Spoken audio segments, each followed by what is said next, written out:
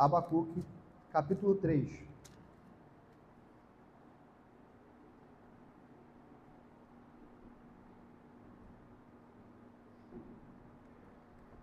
Nós vamos ler do versículo 1 ao versículo 19 e vamos fazer uma recapitulação de todo o livro e logo após nós seguimos para a exposição, se Deus assim permitir. Abacuque, capítulo 3, do versículo 1 ao versículo 19, vai dizer assim a palavra de Deus. Abacuque 1, 3, 1 em diante. Oração do profeta Abacuque sob a forma de canto. Tenho ouvido, ó Senhor, as tuas declarações e me sinto alarmado. Aviva a tua obra, ó Senhor. No decorrer dos anos e no decurso dos anos, faze-a conhecida. Na tua ira, lembra-te da misericórdia. Deus vem de Temã e do monte Parã vem o santo. A sua glória cobre os céus e a terra se enche do seu louvor.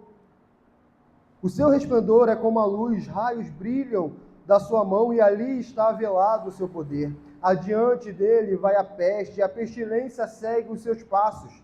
Ele para e faz a terra, e faz tremer a terra.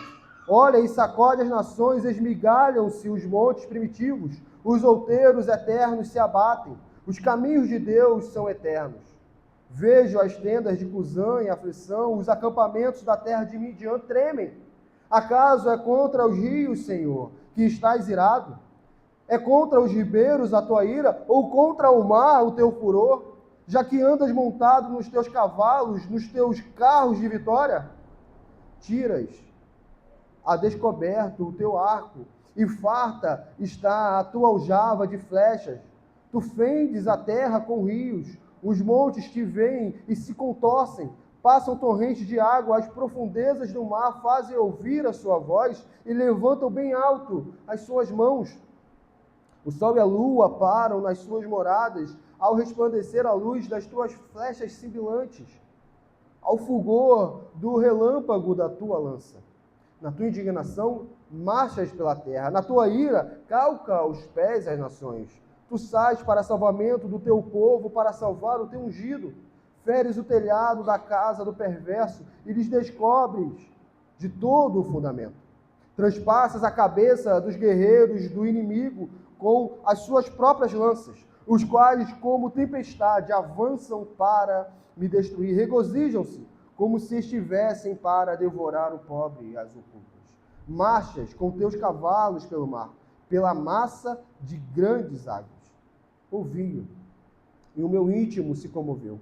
A sua voz tremeram os meus lábios, entrou a podridão dos meus ossos, e os joelhos me vacilaram, pois em silêncio devo esperar o dia da angústia, que virá contra o povo que nos acomete. Ainda que a figueira não floresça, nem haja fruto na vide, o produto da oliveira minta e os campos não produzam mantimentos, as ovelhas sejam arrebatadas do aprisco e nos currais não haja gado. Todavia eu me alegro no Senhor, exulto no Deus da minha salvação. O Senhor Deus é a minha fortaleza e faz os meus pés como os da corça e me faz andar altaneiramente ao mestre de canto para instrumentos de cordas. Até aqui, meus irmãos. Nós temos aqui, vamos colocar dessa maneira, o ápice do livro de Abacuque. Porque Abacuque começa, como nós vimos no sermão exposto pelo irmão Vinícius, começa suplicando ao Senhor, começa constatando ao Senhor a violência que estava permeando Judá. E ele começa dizendo que ele estava vendo violência, ele estava vendo o perverso oprimir o justo. E ele indaga ao Senhor sobre tudo aquilo e ele pede socorro ao Senhor. E ele vê um Senhor, ainda que ele sabe, mas ele diz o que ele vê como se o Senhor estivesse inativo. Então o Senhor responde a Abacuque. E o Senhor responde a Abacuque que a oração seria respondida, mas não na forma como Abacuque gostaria. O Senhor suscitaria os caldeus, o Senhor levantaria o povo da Babilônia com violência. Já que o povo de Judá era violento, Deus levantaria um povo ainda mais violento. E esse povo ainda mais violento iria praticar violência contra o povo de Judá. E os babilônicos iriam ali adentrar, iriam escarnecer dos reis, da liderança, e iriam sair. Iriam continuar sua vida, como se nada tivesse acontecido. Iriam deixar devastações. E nós vemos o profeta respondendo, dizendo que não morreremos, e dizendo que Deus, desde a eternidade, ó Senhor, meu Deus e meu Santo, não és tu desde a eternidade? E ele diz, faz uma intercessão, falando que Deus é tão puro de olhos que não pode contemplar o mal, mas ao mesmo tempo, ele pergunta por que esse Deus que não pode tolerar o mal, deixa com que tudo aquilo ocorresse. E ele mostra a perversidade do babilônico, ele mostra que todos levantam o inimigo como anzol, com anzol pesca-os de arrastão e os ajuntam nas redes varredouras, mostrando que a dignidade humana não estava ali para os babilônios como algo existente. Os babilônios faziam sua perversidade como se estivessem tratando com homens como se fossem animais. E eles continuariam e ainda acabariam na idolatria. E no capítulo 2, Deus responde. Deus responde, o profeta espera a resposta divina, como nós a vimos, e Deus responde dizendo para o profeta escrever a visão de uma maneira que uma pessoa passando correndo pudesse vê-la.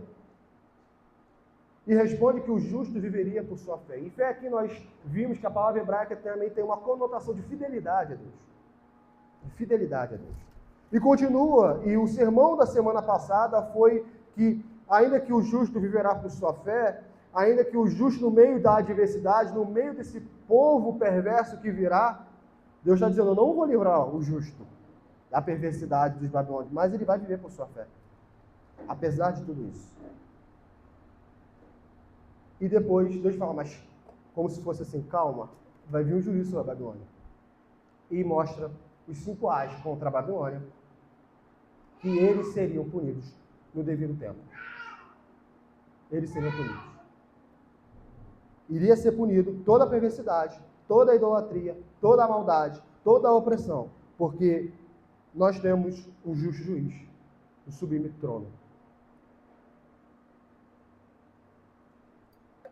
E como acaba o capítulo passado, o Senhor, porém, fazendo um contraste com os ídolos dos babilônicos, o Senhor, porém, está no seu santo templo, cale-se diante dele toda a terra.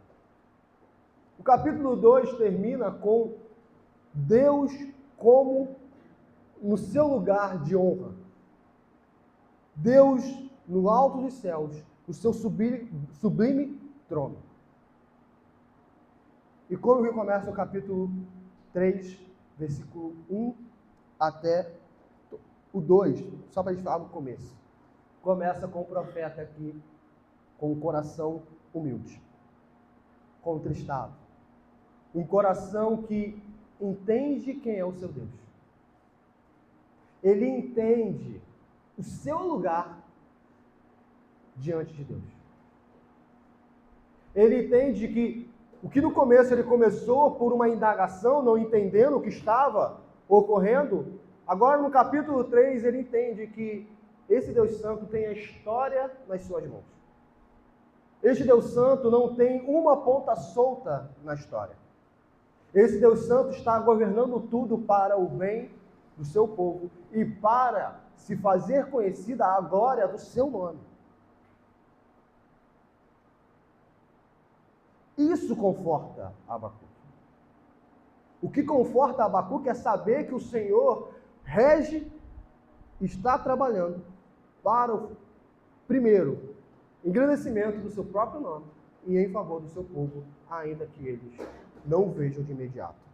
E assim, nós adentramos nessa oração do profeta Abacuque, tão conhecida, ainda mais os versículos finais que nós cantamos em vários domingos aqui, que é o versículo 17 até o 19. E nós vamos expor todo o capítulo para manter a coesão da oração do profeta.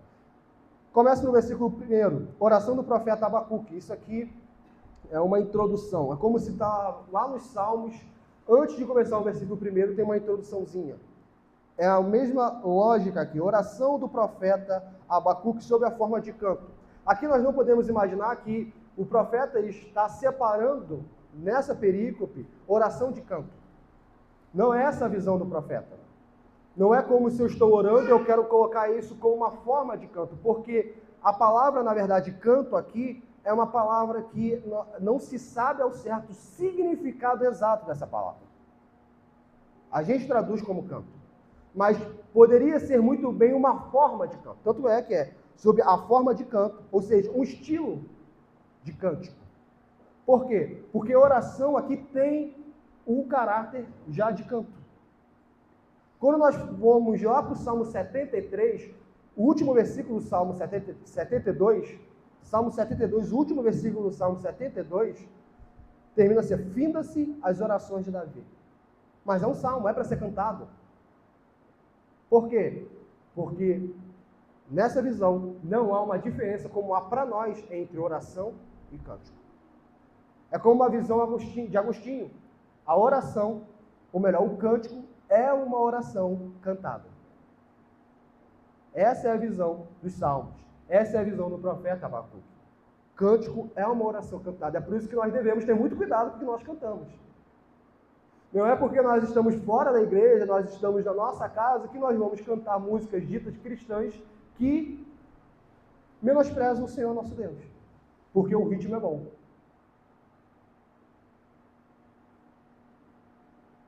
É melhor que se ouça uma música de qualidade, em que não se propõe a ser cristã, mas segue-se a moralidade bíblica, do que uma música que se propõe a ser cristã, mas coloca a Deus como serviçal dos homens. Porque quando nós estamos cantando, nós estamos orando. Na visão de Abacuque, na visão dos salmistas, o cântico e a oração andam juntos. É muito importante as palavras que saem dos nossos lábios. Muito importante. Então, oração do profeta Abacuque sob a forma de canto. Então, tudo isso aqui é para ser cantado, e muitos vão dizer que essa oração aqui, ou esse cântico, era para ser cantado no período de exílio. Vamos lembrar que o povo ficou 70 anos no exílio babilônico, e qual era a esperança do povo? A esperança do povo no exílio babilônico era que a profecia de Jeremias iria se cumprir. Ou seja, chegaria um tempo em que o povo seria liberto dos caldeus. E nesse momento de opressão, nesse momento de cativeiro, qual era a música que o povo cantava? Existiam salmos. Se nós formos para os salmos, existem salmos do exílio. Existem salmos, o salmista lembrando da glória de Jerusalém. E Abacuque também estava dentro desses cânticos de exílio. Lembrando, primeiro, de como nos portamos diante de Deus.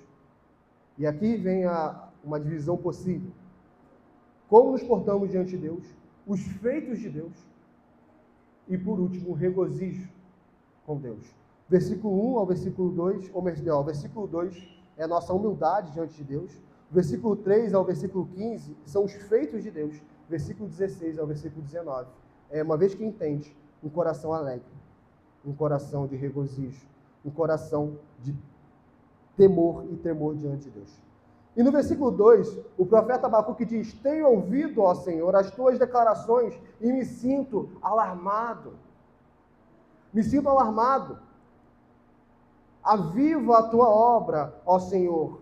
O profeta ele não pede a Deus para que suspenda o juízo. Senhor, não venha contra o seu povo.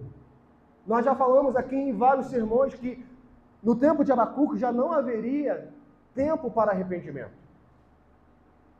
O juízo de Deus é imediato, não tem como Deus suspender o seu juízo naquele momento. E o profeta, ao entender de tudo o que Deus estava assim fazendo, entender que a oração dele não seria atendida como ele desejava, ele tem o seu espírito humilde, e o que ele pede? Ele se sente alarmado por causa das declarações, porque viriam os caldeus com violência, como o irmão Vinícius trouxe semana passada. A visão de um povo bruto, um povo grotesco, um povo mau e violento que vinha como um enxame, destruindo a criação, destruindo animais, matando homens, matando mulheres, matando idosos, matando crianças. Homens sem misericórdia e sem piedade. O profeta, obviamente, ele se sente alarmado com isso, porque ele sabe que Deus não vai suspender esse juízo. Mas o profeta, ele entende que existe algo maior do que Deus nos livrar do sofrimento. E onde se ampara a alegria do profeta são os feitos de Deus. O que o profeta pede? Aviva a tua obra, ó Senhor. Aviva a tua obra no decorrer dos anos, e no decurso dos anos, faz-a conhecida. O profeta, ao entender que o Senhor viria com juízo inevitavelmente, ele pede para que Deus avivasse, mesmo no tempo de juízo, a obra dele. E que obra será essa? A obra em favor de quem? Aqui a obra, em primeiro momento, é em favor de Judá, é em favor da descendência de Abraão. Tanto não é aqui, em primeiro momento, não é no sentido, por exemplo, porque obra, a gente pode falar das obras de Deus, tem a obra da criação. A obra da criação, quem é beneficiado? Todos os homens. Não somente os salvos, não somente o povo de Deus. A obra da criação, todos os homens são beneficiados. Um aspecto da obra da providência de Deus, todos os homens são beneficiados. O sol ele se ergue e se põe para justos e injustos. A chuva cai para justos e injustos. A alegria dispensada por Deus vai para justos e injustos. É o que nós vimos em Listra, lá em Atos dos Apóstolos. Então essas obras, elas são obras que Deus faz com todo o gênero humano. Mas aqui o profeta, quando ele está falando para avivar a obra, é uma obra específica, é uma obra redentiva, é uma obra que Deus tem única e exclusivamente com o teu povo. Por quê? Porque no versículo 14 fica claro que ele está excluindo os ímpios. O versículo 14 é uma imagem aqui violenta, contra os ímpios. Transpassas a cabeça do guerreiro do inimigo. É uma imagem violenta, ele não está rogando, nesse momento aqui, para uma obra em que todos sejam beneficiados. É o povo de Deus. Mas não somente o povo de Deus. O nome de Deus se fazer conhecido, que é um dos propósitos de Israel. O propósito de Israel não era apenas que eles fossem salvos, mas que aquela nação fosse uma nação que levasse o nome de Deus.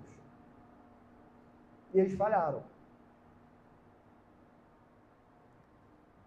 Tanto é, no decurso dos anos, faze-a conhecida, faça essa obra conhecida.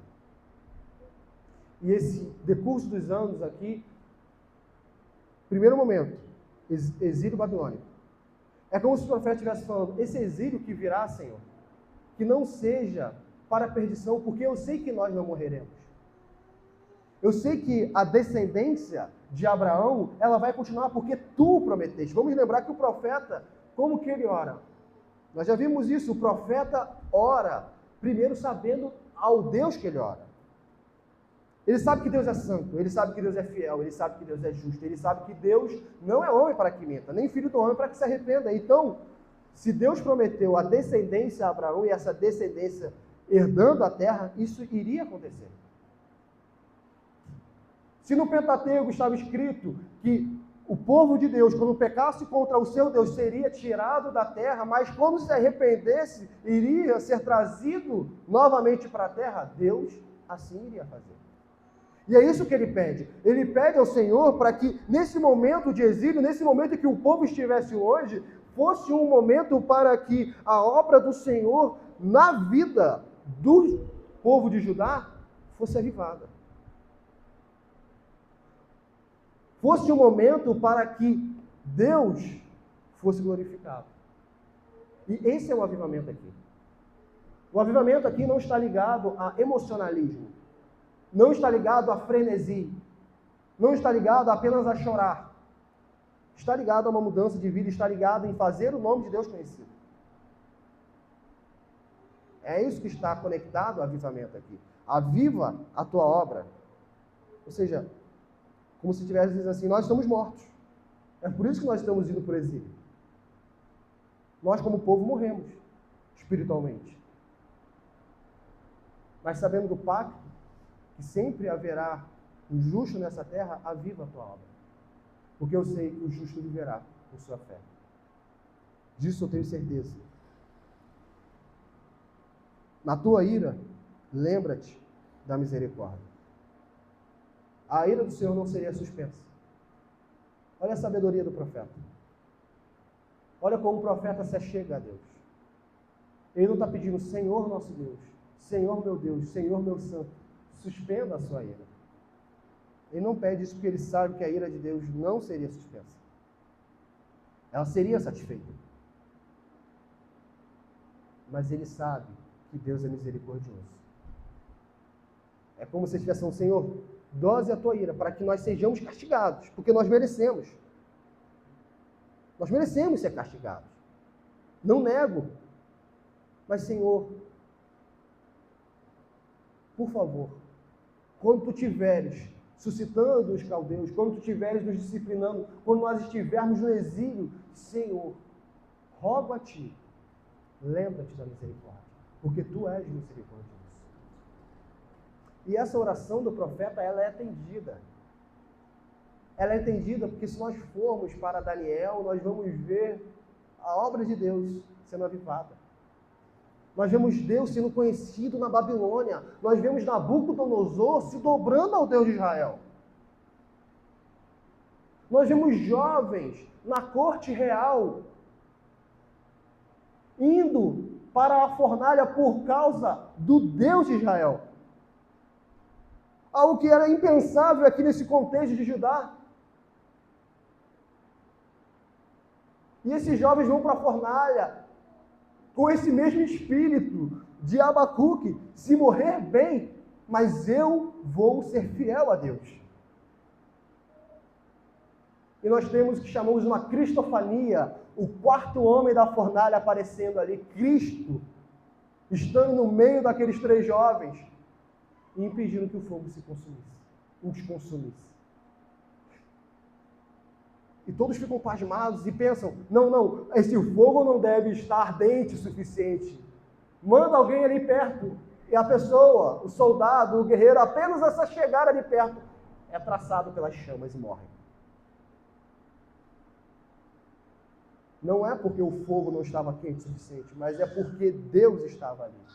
O Deus da sarça, que queimava e não se consumia, que queimava e a sarça continuava intacta, é o Deus que estava na fornalha. A obra de Deus estava sendo avivada.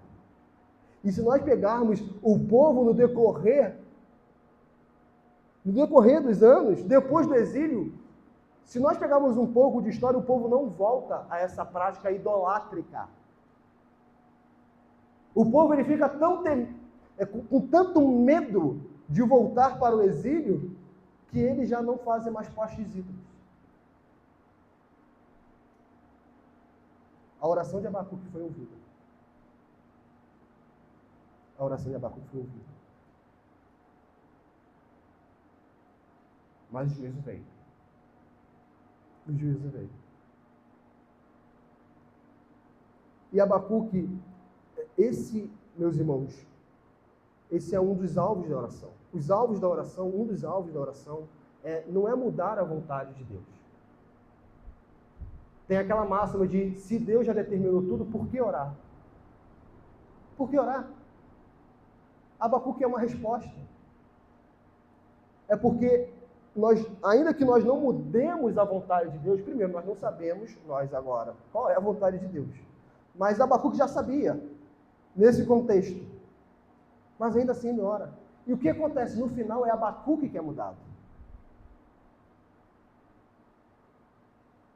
Abacuque estava com uma mente presa no povo. Uma mente presa nas aflições dessa terra. No final, Abacuque está com uma mente em Deus. Esse é um dos propósitos da oração. Não é mudar Deus, mas mudar nós mesmos. Quando nós temos uma oração bíblica, uma oração que nós chegamos a Deus com humildade, nós chegamos a Deus sabendo quem Ele é, nós saímos do nosso quarto transformados. Porque Deus nos amolda a quem Ele é. Nós não vamos para o nosso quarto determinando e falando o que Deus deve ou não fazer. Nós vamos para o nosso quarto conversar com o nosso Pai Celestial. E o nosso Pai Celestial irá nos educar e irá fazer com que saiamos desse quarto transformados. Ainda que o nosso Pai diga não, mas nós sairemos sabendo o porquê não. Em algum momento saberemos. Em algum momento nós saberemos. E diante disso, Abacuque também ensina algo que valeria muito para o povo no exílio, e isso se reflete nos Salmos, e vale muito para todos os que passam por sofrimento. Os feitos de Deus. Abacuque recorda os feitos de Deus. Porque é como se Abacuque dissesse: Senhor, eu sei que tu não irás nos livrar da Babilônia. Mas não é porque tu não pode nos livrar, é porque tu tem um propósito em não nos livrar da Babilônia. Eu sei que nós vamos cair na mão dos nossos inimigos, não porque os nossos inimigos são fortes. Em última instância não é isso, mas porque o Senhor nos deu nas mãos deles. Porque Ele vai falar os feitos de Deus. Tudo que Deus já fez em favor do seu povo. E Ele vai se concentrar em dois momentos muito próximos. O momento de Moisés e o momento de Josué. O momento da saída do Egito e o momento da chegada em Canaã. Essas figuras, é uma figura profética que usa muito uma metáfora, hipérboles, é uma visão profética, que tem uma linguagem profética própria. Abacuque vai lembrar do Deus que deu a terra de Canaã a eles. É como se o Abacuque dissesse: Senhor, eu sei que olha os feitos que tu fizeste para que nós pudéssemos possuir a terra. Eu sei que nós vamos, mas nós vamos voltar. Porque foi o Senhor que nos deu esse território. E assim ele começa: Deus vem de Temã, do Monte Parã vem o santo, a sua glória cobre os céus e a terra se enche do seu louvor. O seu resplendor é como luz, raios brilham na sua mão. Ali está velado o seu poder. Esse Deus vem de Temã e de Parã é uma linguagem de paralelos. É basicamente a mesma região. Se nós formos para Deuteronômio 33, nós vamos ver que é uma região perto do Sinai. O que Abacuque está lembrando aqui? Está lembrando da manifestação, a teofania em que Deus se manifestou visivelmente a todo o povo no Monte Sinai. Em que o povo viu a glória de Deus. Em que o povo viu a glória que cobria a terra se enchendo do louvor. Ele viu o resplendor, a luz, ele viu raios, ele viu trovões. Eles viram tudo isso e eles tremeram,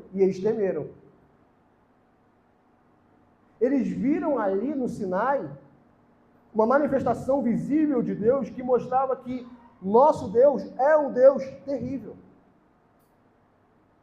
Terrível no sentido de que ninguém pode subsistir diante de sua presença. Terrível no sentido de que, Senhor, nós devemos nos calar diante de Ti. O Senhor está no seu santo templo, cale-se diante dele toda a terra. E no versículo 5 e 6, ele lembra de Deus no Egito. Adiante dele vai a peste, e a pestilência segue os seus passos. Ele faz tremer a terra, ele olha e sacode as nações, esmigalham-se os montes primitivos, os outeiros eternos se abatem. Os caminhos de Deus são eternos. Aqui ele vai lembrar das pragas do Egito. O Senhor é o Deus que tem, isso aqui pode assustar muitos, mas a pestilência. E os egípcios, eles sofreram isso. A nação do Egito, ela tremeu diante de Deus. A nação do Egito, ela viu o poderio do Senhor. Ela viu um Deus que lançou 10 pragas sobre ela. Ela viu um Deus que matou todos os seus primogênitos. A nação do Egito viu isso. Um império forte e poderoso se dobrou diante de Deus. Uma nação forte e poderosa se dobrou diante de Deus. Vejo as tendas de Cusã em aflição, os acampamentos da terra de Midian tremem. E esse aqui é o relato que muitos vão dizer que, uma vez que tudo acontece no Egito e o povo sai, nós vemos em Êxodo, por exemplo, Êxodo 15, no Cântico de Moisés, as nações com medo do povo hebreu. Se Nabucodonosor, com os caldeus, iria ridicularizar os judeus, é por causa do pecado dos judeus. Porque os judeus já tiveram um momento de glória, se assim podemos dizer, por conta do Deus misericordioso. Que quando os tirou do Egito como forte e poderosa, apesar dos pecados deles, quando os tirou como forte e poderosa, as nações ao redor tremiam de medo. Porque se isso aconteceu com o Egito, quem somos nós para conseguir fazer frente com esse povo, com os israelitas?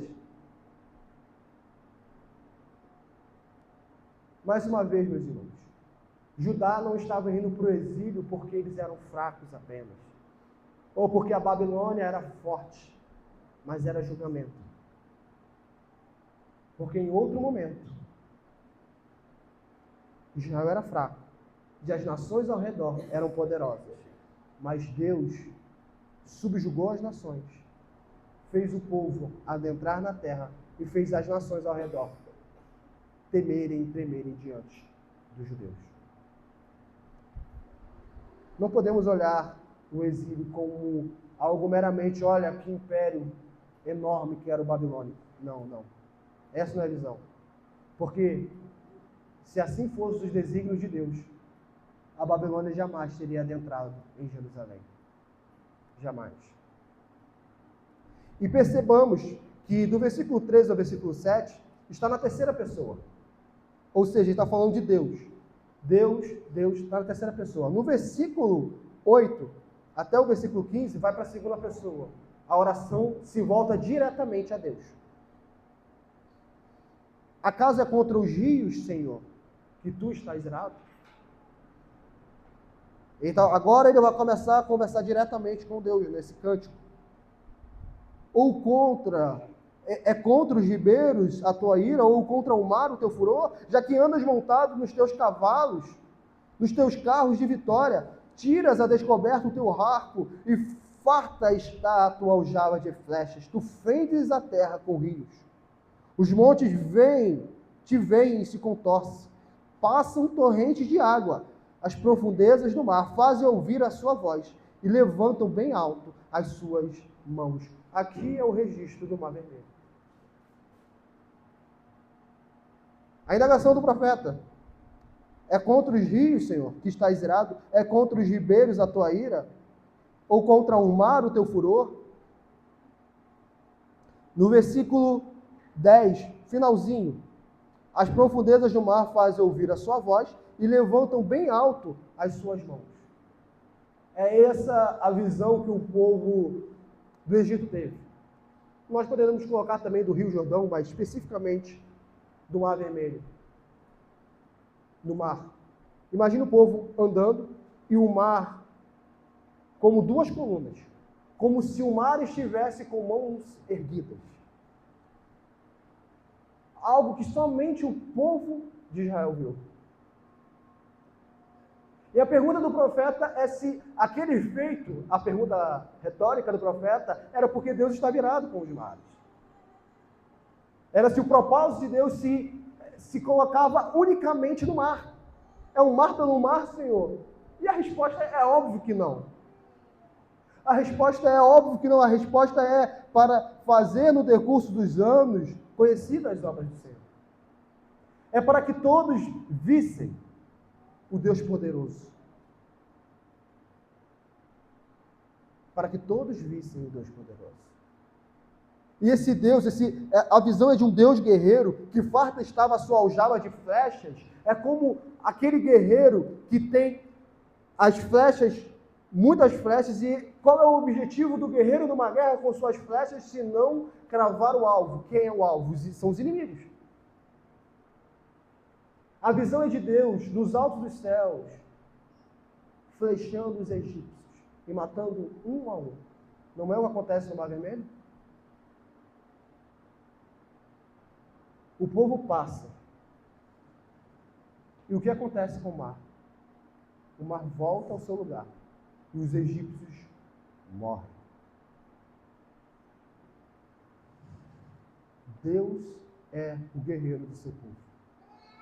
Quem batalha as batalhas de Israel? Deus. Quem batalha as batalhas da igreja? Os pastores? Não. Deus. É Deus quem vai à frente do seu povo. Quando o povo de Deus perde uma batalha, ele não perdeu a guerra. Ele perdeu a batalha porque Deus assim quis. Deus queria ensinar algo. Deus queria punir o povo, ou Deus queria, no contexto amplo, ou punir ou ensinar. E as duas coisas andam juntas. A punição também é para o ensinamento. Mas o povo de Deus, ele nunca perde a batalha única e exclusivamente por causa de si mesmo. Assim como ele nunca ganha uma batalha única e exclusivamente por si mesmo. Porque existe um Deus que vai à frente do seu povo. Existe um Deus, e essa é a visão que o profeta deseja passar nessa oração. Existe um Deus, meus irmãos, um Deus que controla tudo.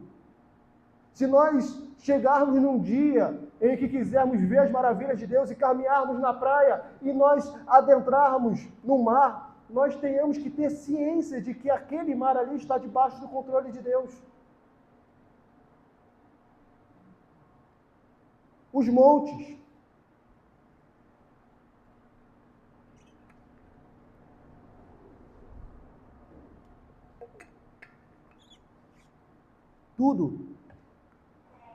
Tudo está debaixo do controle de Deus. Para Deus não existe fatalidade. Para Deus não existe acaso. Para Deus não existe uma doença infortúnio acidental. Para Deus, tudo está debaixo dos seus pés e é utilizado por Ele. Até os caldeus. E o versículo 11? E o versículo 11? Qual é o feito de Deus no versículo 11? No versículo 11 é Josué. O que acontece em Josué? O sol para. O sol para. O sol e a lua param nas suas moradas, ao resplandecer a luz das tuas flechas cintilantes, ao fulgor do relâmpago da tua lança. Na tua indignação marchas pela terra, na tua ira calca aos pés das nações. Esse Deus, Josué te vê que o sol parou para que o povo vencesse a batalha. Para fazer manifesto o poder de Deus. Para mostrar, não somente para Israel, mas para todos, que existe apenas um único Deus.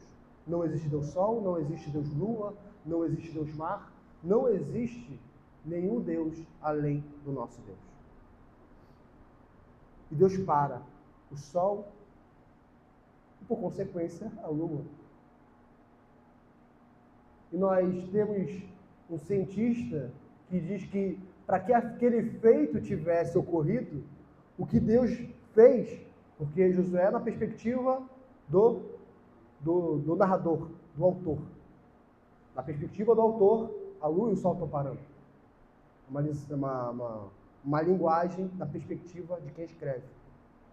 Ou, em algum momento aqui, uma linguagem poética. Uma linguagem lírica. Mas o cientista, ele diz que, ora, para que aquela oração fosse ouvida, não foi somente o sol que parou e nem somente a lua que parou. Os dois pararam, obviamente. Mas Deus parou toda a galáxia. Toda a galáxia parou para que um povo diminuto pudesse vencer a guerra. Sabe quando as pessoas dizem assim, o universo é tão grande, mas tão grande, então nós somos poeiras cósmicas. A vida é sem propósito, a vida não tem motivo algum, bebamos e comamos que amanhã morreremos. Eles podem dizer isso. Eles podem olhar a imensidão do universo e ver apenas a fragilidade humana, porque a imensidão do universo demonstra isso. Que quem somos nós? Quem somos nós? E qual é o valor nosso no universo? Sem Deus nenhum. Sem Deus nenhum. Agora, com Deus, o universo coopera para o bem do seu povo. Quando nós vamos ver a doutrina de Deus regendo a história, a doutrina da providência, nós vemos que tudo Deus faz para o bem do seu povo. Se o sol nasce para o bem do seu povo. Se a lua se levanta para o bem do seu povo. Se os mares estão revoltosos, é para o bem do seu povo. Tudo é para o bem do seu povo, porque existe um Deus que governa o cosmos. E esse Deus, no tempo de Josué, por que o profeta Abacuque está lembrando daquilo? Não é uma visão nostálgica, meus irmãos, e é muito importante nós ressaltarmos isso. Não é uma visão nostálgica, ele não quer relembrar apenas por relembrar. A visão do profeta e o propósito do profeta é: o Deus que fez isso, ele tem poder para continuar realizando tais feitos. O Deus que operou maravilhas no passado é o Deus que pode e continuará realizando maravilhas no presente. É esse o propósito. É para o povo ir para o exílio e se lembrar de que, meus irmãos, não se esqueçam, vocês estão aqui por causa do pecado de vocês. Vocês não estão aqui por acaso. Não esqueçam que nós não conquistamos a terra e não é por nossos próprios esforços que nós iremos voltar para a terra. A terra que mana leite e mel é por causa de Deus. Porque o Deus que governou a natureza, governou tudo, é o Deus que continua governando. Só quem pode controlar não é manipular apenas, é controlar, é falar e a criação abaixar a sua cabeça e seguir é Deus. E assim Jesus Cristo, no mar revoltoso, mostra a sua divindade. Quando ele fala, e a terra, a tempestade e o mar obedecem. E qual é o homem que governa o Brasil, o mundo, os Estados Unidos, a China, a Rússia? Qual é o homem que governa e tudo acontece como ele quer, em que ele não é pego de surpresa por uma pandemia, porque diante dele vai a peste? Qual é o homem? Qual é o homem, o governante, que não é pego de surpresa por uma pandemia e muda seus planos? Jesus Cristo. Porque ele governa.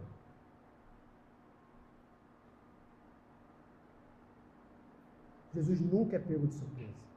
E esse mundo ele não está entregue ao presidente, aos reis, aos governantes.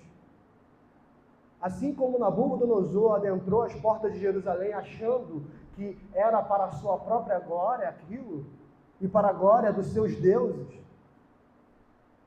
ele não sabia que estava apenas cumprindo o decreto divino para, no fim, fazer conhecidas as obras de Deus. É Deus que governa, meus irmãos.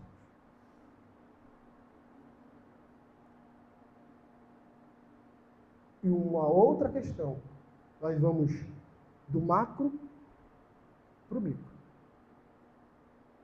Se Deus controla a doença, a peste, se Deus controla o mar, se Deus controla o sol e a lua, o universo, e se Ele fez tudo isso,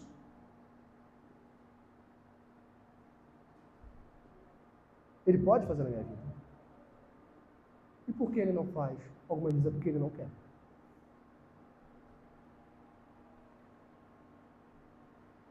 Algumas vezes é porque ele não quer. Porque o consolo em muitas igrejas é Deus vai ouvir a sua oração e conforme você pediu, você receberá. Mas o consolo do profeta Abacuque é Deus é soberano. E Deus tem um plano melhor do que os meus planos.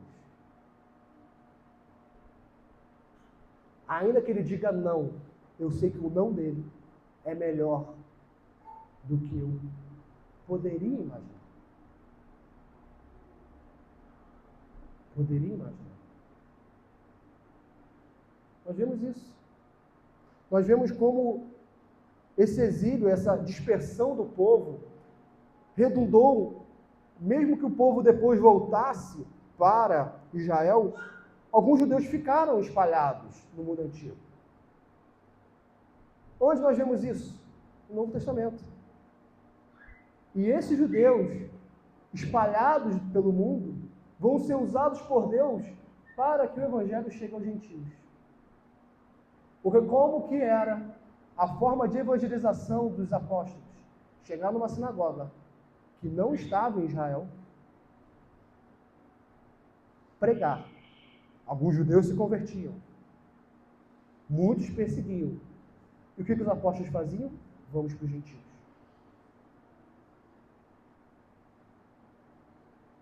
Existe um macro. Existe um Deus que governa além do que nós podemos imaginar. Nós vemos o nosso sofrimento. Nós vemos apenas o nosso sofrimento. Deus olha até a nossa quarta, quinta geração. O filho dos nossos filhos, um bisneto, um tataraneto que nós nunca iremos conhecer. A nossa história, muitas das vezes, ela é moldada até para o benefício desse descendente. Nós olhamos pouco demais. Nós olhamos 50 anos, 80 anos. Nós olhamos pouco demais. Deus olha para todos os eleitos. Deus olha até o último eleito que vai crer. O plano de Deus é fazer conhecida a sua glória e fazer com que todo o seu povo chegue à salvação. Abacuque entende isso. Abacuque entende. E ele continua. Tu sais para salvamento do teu povo, para salvar o teu ungido. Feres o telhado da casa do perverso e lhe descobres de todo o fundamento. Transpassas, e aqui é uma imagem violenta. Esse versículo 13 pode estar conectado tanto já ao povo em Canaã, quanto já no período monárquico. Porque ele vai falar do teu ungido. E é claro que esse ungido aqui nós temos que ir para Cristo também. Quem é o ungido, senão o Senhor Jesus Cristo? Afinal, ele é o Cristo, o Messias, o ungido. Não é o que Jesus vai falar? Se ele quisesse, a qualquer momento, viria uma legião de anjos para salvá-lo. Por quê? Porque ele sai para salvar o teu povo, para salvar o teu ungido. Jesus Cristo é a figura vívida disso aqui. Jesus sofre, mas Deus pode salvá-lo. Deus vai ao socorro de Cristo. Quando Cristo está no sepulcro, quem ressuscita Jesus? Nós podemos dizer de três maneiras. Jesus mesmo, assim mesmo, se ressuscitou, porque ele é Deus. É uma maneira legítima. Nós também podemos dizer que o Pai foi ao socorro do Filho e o ressuscitou. A Bíblia tem todas essas linguagens. Todas as linguagens. Por quê? O Pai e o Filho são um.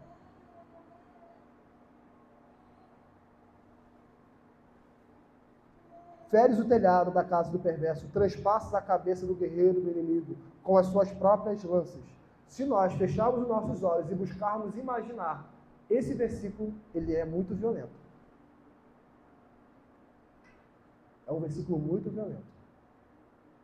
E é algo que nós vemos na Bíblia, uma violência santa.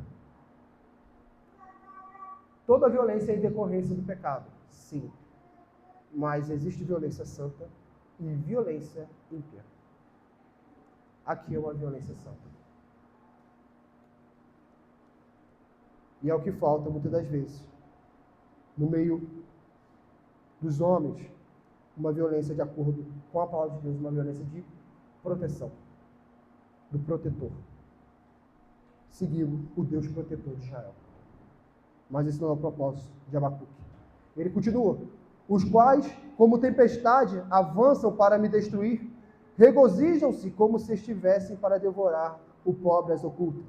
E o Vinícius trouxe isso aqui lá no começo, que isso é algo comum. O pobre aqui é na visão do fraco, o mais forte oprimindo o fraco. Marchas com os teus cavalos pelo mar, pela massa de grandes águas. E aqui Abacuque para. Ele chegou ao fim, neste momento, dos feitos de Deus. Ele já sabe que Deus é poderoso. E ele já recordou isso. Pois bem, e agora? Agora ele volta para ele. Assim como ele começou.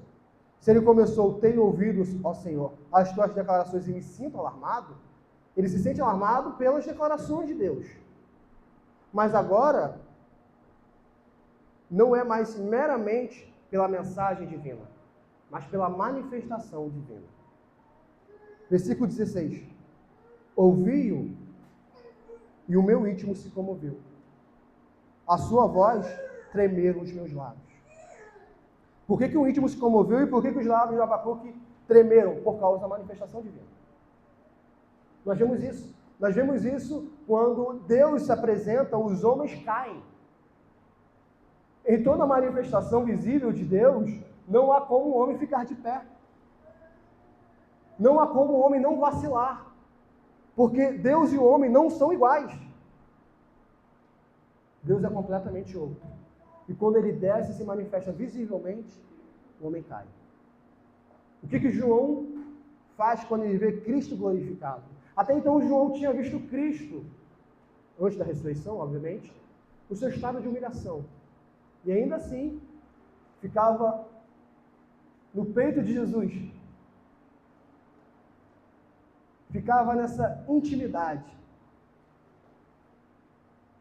Quando ele vê Jesus em toda a sua glória, o que está escrito em Apocalipse? Ele cai como morto.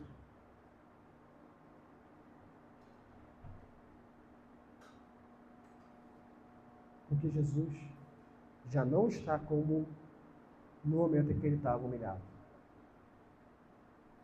Quando nós oramos, nós não oramos por Cristo humilhado, nós oramos por Cristo exaltado. Tudo que compete a Deus, compete ao Filho. Porque o Filho é Deus. E ele diz: ouvi o Senhor. Eu ouvi a tua voz, Senhor. E o meu íntimo se comoveu. A sua voz tremeram os meus lábios. Entrou a podridão dos meus ossos, e os meus joelhos me vacilaram. Alguém que é podre vai sentir sua podridão. Isaías tem a mesma questão de quando ele vê Deus e Deus fala com ele, ele fala: eu habito no meio de um povo de impuros lábios, e eu também tenho os lábios impuros. Não tem como olhar o Deus da glória, o Deus santo, e se achar santo. Aqueles que estão caminhando cada vez mais perto de Deus e têm uma visão de como são super crentes, tem que entender que eles estão, na verdade, voltando. Porque ninguém está perto de Deus e se acha alguma coisa. Perto de Deus, a humildade.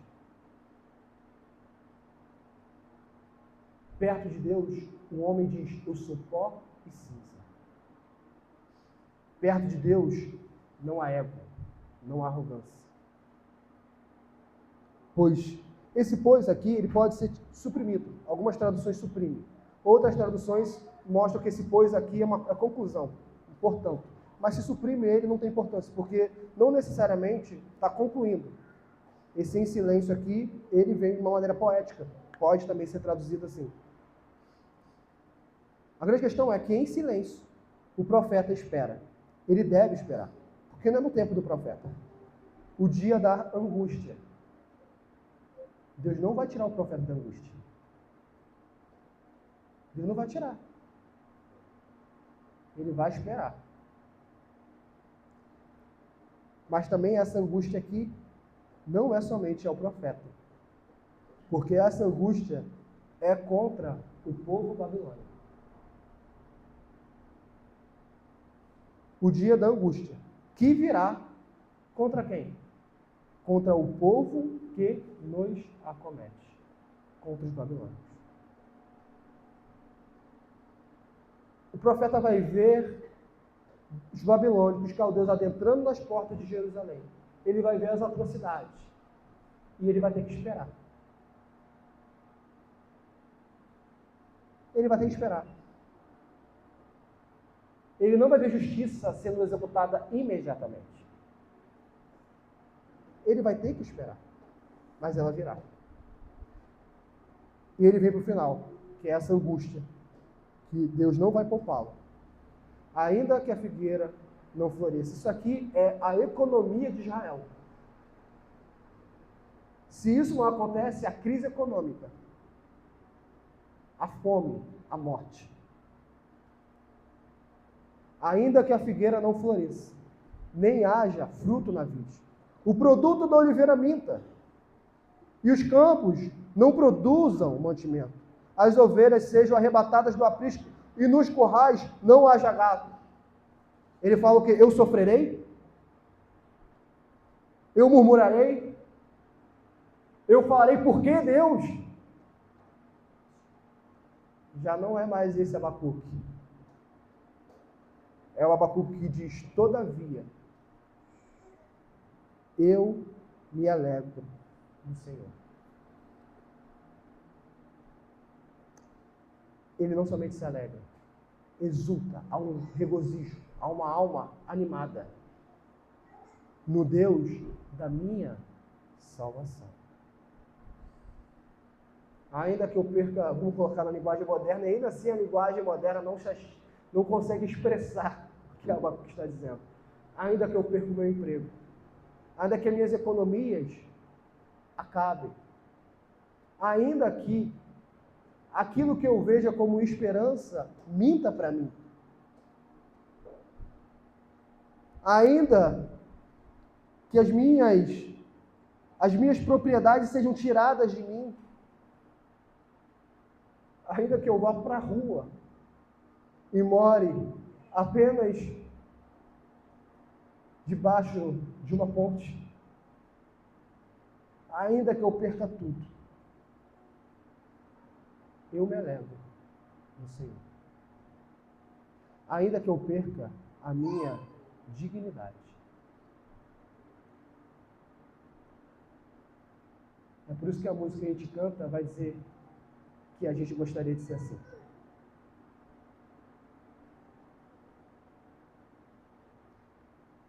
Abacuque entendeu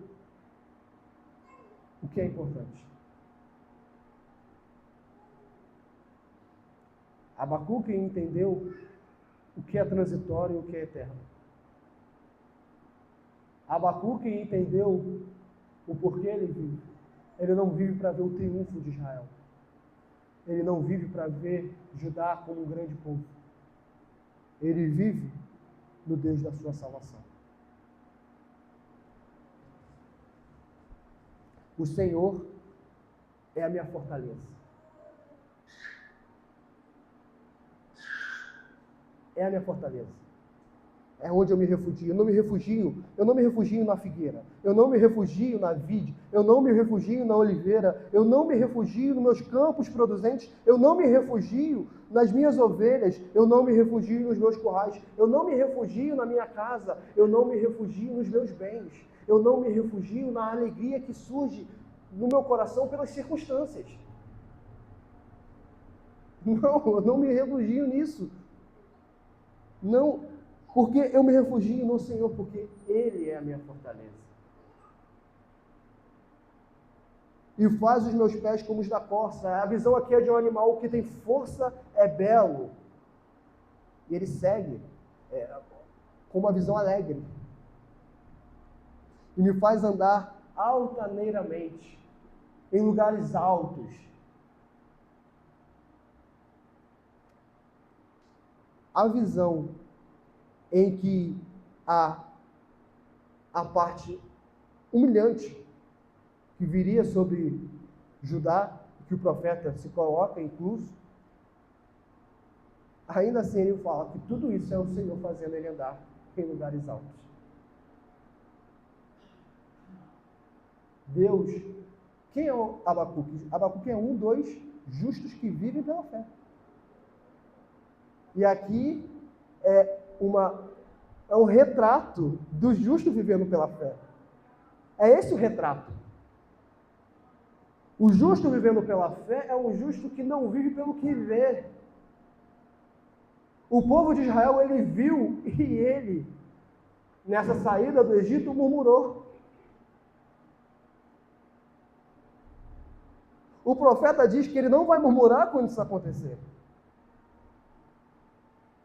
Ele não vai murmurar quando as suas economias caírem. Ele não vai colocar Deus contra a parede. Ele vai se alegrar.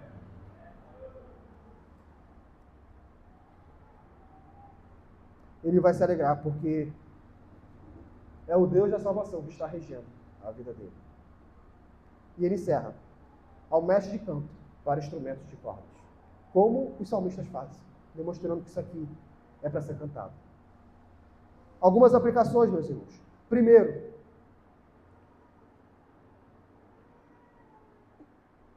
tanto no versículo 17, como no versículo 2, o profeta não chega e fala assim: Senhor, eu sei que vai vir um exílio. Eu sei que vai vir a atrocidade. Mas aqui há diante de ti um justo. Aqui há diante de ti alguém que busca ser fiel a ti. Então, ainda que os ímpios de Judá sejam punidos, Senhor, livra a mim. Me leve para o Egito. Me leve para outros povos. Me leve para algum lugar para que eu não contemple isso. Não é isso que o profeta pede. Porque para o profeta Abacuque, algo está acima do seu bem-estar. A glória de Deus. Muito se fala de avivamento hoje. E no passado se falou mais. Mas ainda se fala congressos de avivamento, cultos de avivamento. Mas um avivamento que tem como propósito o bem-estar do homem. Muitos dentre os reformados querem o avivamento como era na época dos puritanos. Era na época de Jonathan Edwards, quando saía pela América, que na época era ainda a Inglaterra, lá pela América, pregando, e as pessoas iam se convertendo e mudando a sua vida. O bêbado já não bebia mais, o violento já se tornava pacífico, e havia uma reforma geral. Um avivamento que aconteceu na nossa própria cidade, é registrado na história dos primeiros cristãos evangélicos que vieram aqui no início do século XX, das denominações congregacionais e metodistas, e que aqui pregaram, e um historiador de Cabo Frio diz que havia homens com vidas transformadas.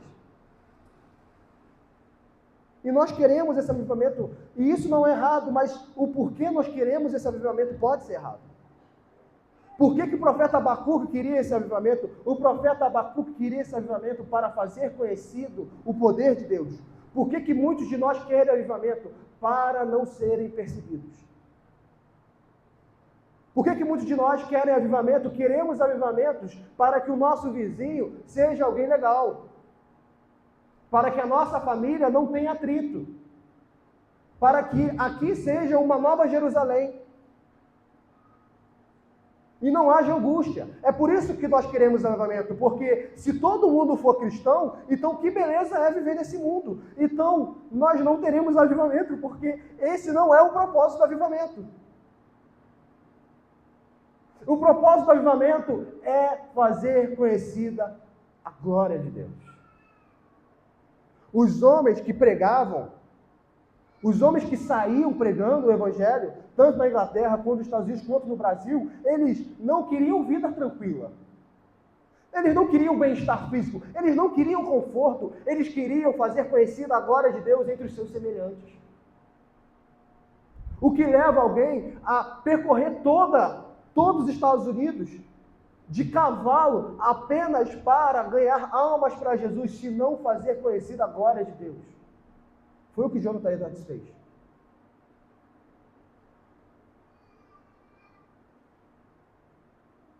E por que nós queremos avivamento?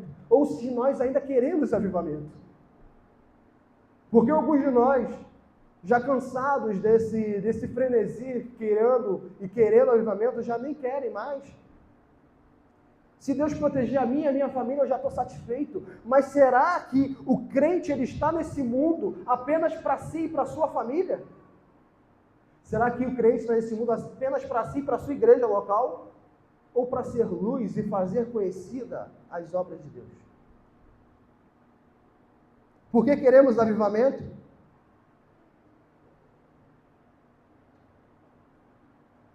Porque queremos arrebatar os homens do dia da ira? Porque temos amor ao próximo? Porque dentro de nós geme um desejo para que o povo de Deus estejam um com o seu Deus.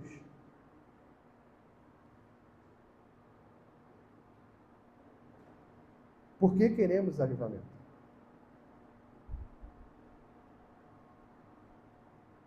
Meus irmãos, primeira aplicação, que nós não esmoreçamos. O que o profeta pede não serve só para Israel. Muitos de nós começamos muito bem a caminhada cristã. Muitos de nós começamos como o justo que vive pela fé, pela sua fé, em fidelidade. Mas agora, a vida vivida é de bem-estar e conforto. É uma vida como o ímpio. O homem é medida de todas as coisas, eu sou a medida de todas as coisas. Foi trazido na EBD hoje. O crente já não olha mais para a glória de Deus.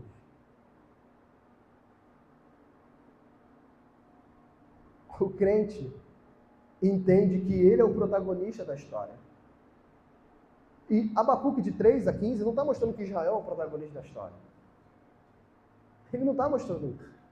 Nós falamos que Deus rege a história e o cosmos para o bem da igreja, mas não faz a igreja o centro da história. A protagonista da história não é a igreja.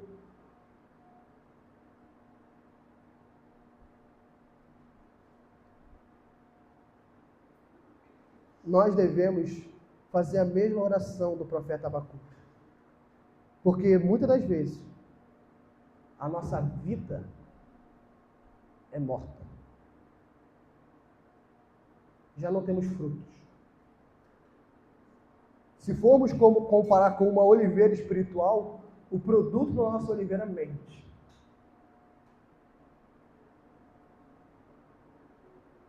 Nós estamos mortos por dentro.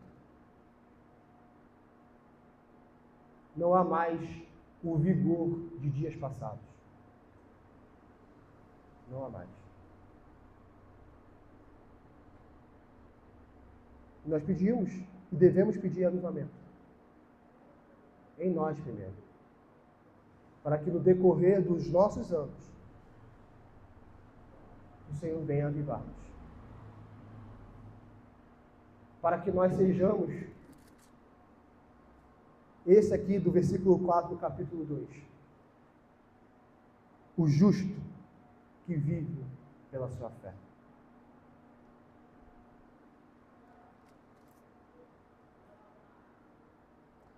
E do versículo 3 ao versículo 15, uma outra aplicação, é que o protagonista da história aqui não é Israel. Não é a igreja. Quem é o agente aqui? É o próprio Deus. O protagonista é Cristo Jesus.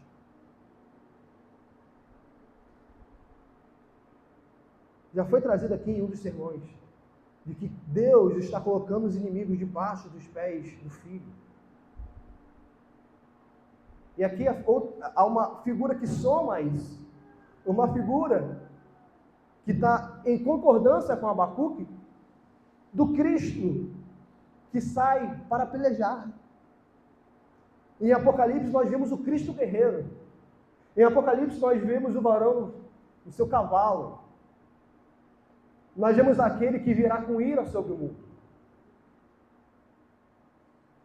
Existe um protagonista da história. Existe um rei que está governando. Existe alguém que tem em sua aljava o poder da vida e da morte. E ele não está alheio a isso tudo. As pestes, ele ainda as tem. E vai adiante dele. Porque o Deus que fez no passado, ele faz hoje. A nossa perspectiva sobre a história é a perspectiva de que Jesus é o protagonista da história. Nós não podemos ter uma perspectiva ímpia da história. A perspectiva da história é uma perspectiva em que Cristo está ensinando o seu povo e disciplinando os homens. A perspectiva da história é que, na história, o século XIX e o século XVIII rejeitou Jesus. Rejeitou o Filho. Rejeitou as bênçãos. Rejeitou a igreja. Rejeitou as benesses. E o que o Filho suscitou para essa humanidade que agora já falava, não quero mais Deus? Suscitou guerras. E o que o homem teve com as suas ideologias? Teve a Primeira e a Segunda Guerra Mundial. E onde foi parar o ateísmo de Nietzsche? Morreu. O ateísmo de Nietzsche morreu na Segunda Guerra Mundial.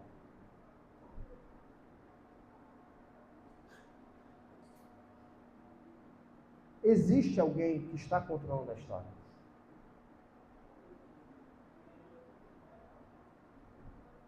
Os homens continuaram blasfemando a Deus. Continuaram. A teologia da prosperidade, que começou no início da década de 20, não que começou, mas que estava no seu apogeu, continuou no final do século 20.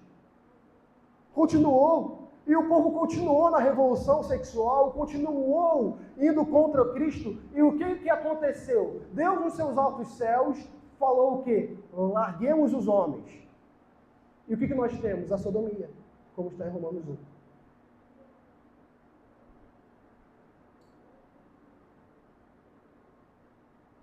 Nós somos um dos que vivemos em tempo de juízo. Não tem como nós olharmos para a nossa realidade e dizer, não estamos vivendo juízo.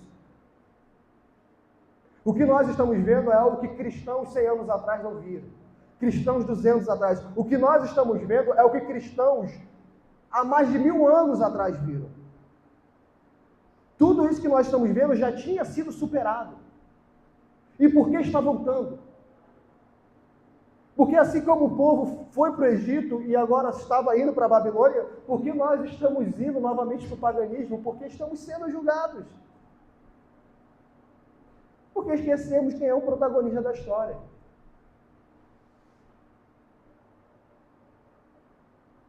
Esquecemos que a história do mundo não segue a aleatoriedade.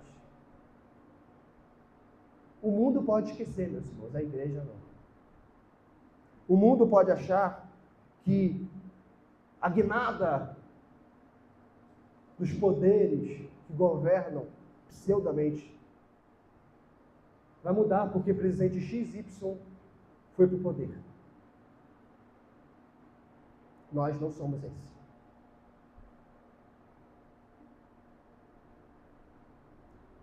Nós não nos exultamos porque um presidente ganhou uma eleição, ou nós não nos entristecemos porque esse presidente perdeu a eleição. Se nós nos exultamos ou nos entristecemos com isso, miserável homem que somos. Porque o protagonista é Cristo. O protagonista é Cristo. É quem está governando. O nosso país está nas mãos do Senhor Jesus Cristo. A nossa Suprema Corte está nas mãos do nosso Senhor Jesus Cristo. O nosso Congresso está nas mãos do Senhor Jesus Cristo.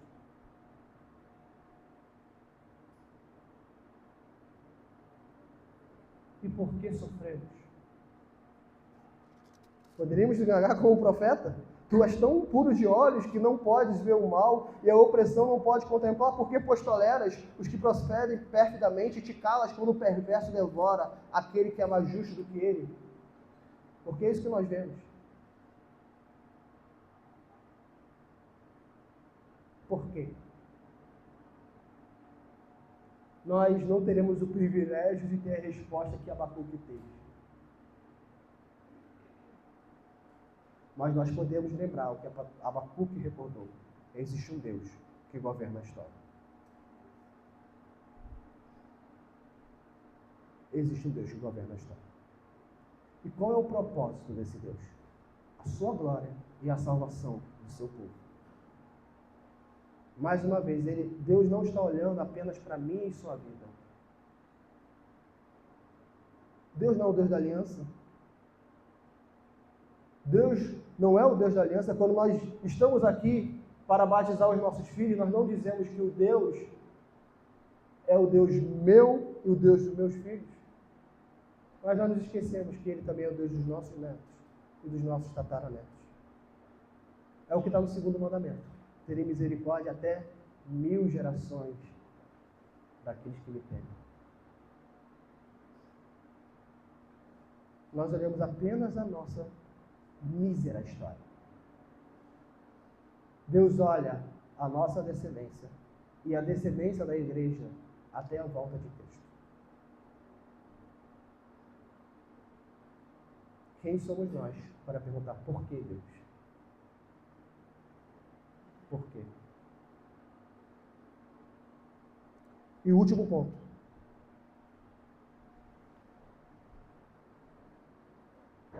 A alegria deve ser ultra circunstancial, ou seja, ela deve ser apesar das circunstâncias. Apesar da circunstância, devemos nos alegrar em Deus.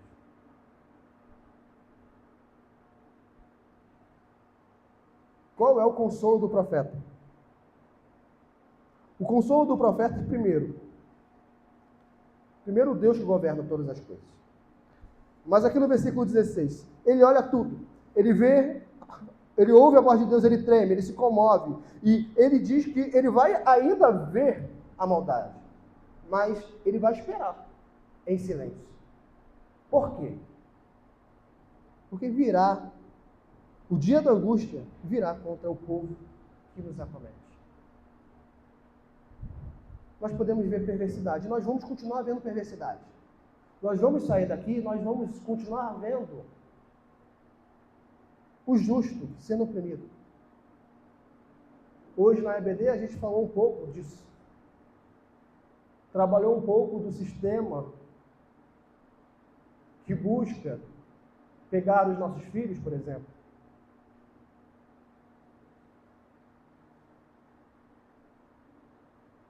Estão se levantando contra o ungido, contra o Filho de Deus.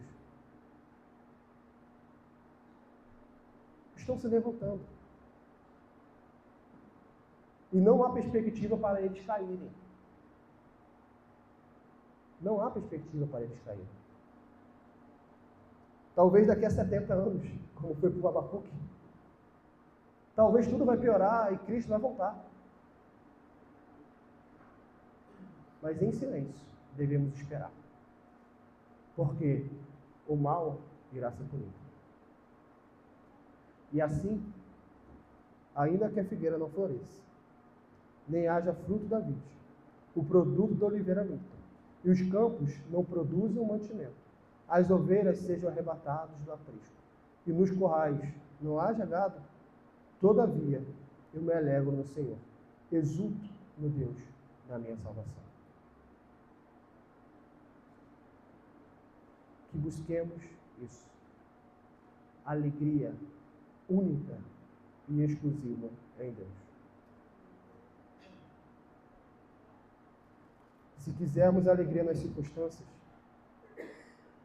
podemos agendar uma sessão para tratarmos das mazelas que vão acometer a nossa alma por causa da circunstância.